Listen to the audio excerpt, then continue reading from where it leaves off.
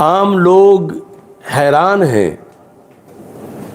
ایک ایک حدیث کے اندر جو جنت کے تعارف کا تبصرہ موجود ہے۔ ہادی الارواح الی بلاد الافراح سے چند احادیث میں آپ حضرات کے سامنے پیش کر رہا ہوں، جن میں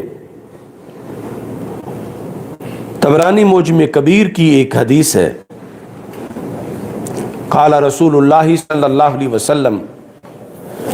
لا يدخل الجنت احد الا بجواز، کوئی بندہ بھی جنت میں پاسپورٹ کے بغیر داخل نہیں ہوگا، الا بجواز، پاسپورٹ۔ اب جدید عربی میں بھی جواز کا لفظ پاسپورٹ پہ بولا جاتا ہے، تو وہ پاسپورٹ کیا چیز ہے؟ رسول اکرم صلی اللہ علیہ وسلم نے فرمایا بسم اللہ الرحمن الرحیم ھذا کتاب من اللہ لفلان ابن فلان، کہ یہ اللہ کی طرف سے فلاں بن فلاں کے لیے تحریر لکھی گئی ہے۔ یعنی ہر بندہ جو جنت میں داخل ہوگا اس کا نام اور اس کے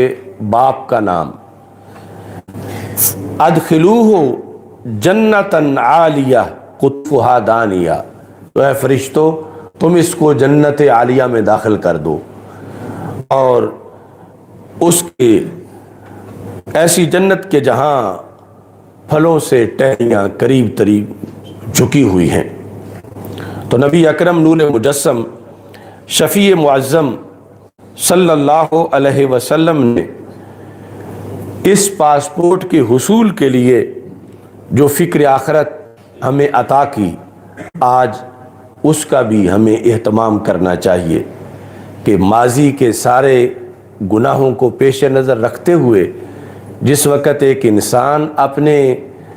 ذہن پر بوجھ سمجھتا ہے اور پھر اشک ندامت بہاتا ہے، تو ایک ایک آنسو بھی سالوں کے گناہوں کو ختم کر دیتا ہے۔ چونکہ جب تک انسان کو احساس نہ ہو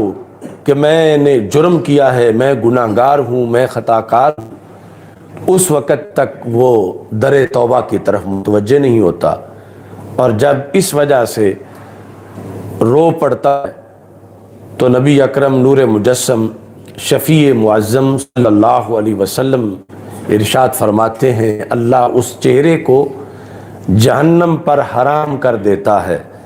کہ جس آنکھ سے آنسو چہرے پہ ٹپکا، اور آنسو وہ ریا کا نہیں تھا بلکہ رب ذوالجلال کے خوف کا تھا، خالق کائنات جل جلالہ کے ڈر کا آنسو تھا، اور انسان اپنے ماضی کو سامنے رکھ کے کہ مجھ سے کتنے ہوئے اور کتنا میں اللہ کے دربار سے دور بھاگا، جب یہ سوچ کر ایک انسان روتا ہے، پھر خالق کائنات جل جلالہ گناہوں کی بخشش کے ساتھ ساتھ اسے جنت کی ٹکٹ عطا فرما دیتا ہے۔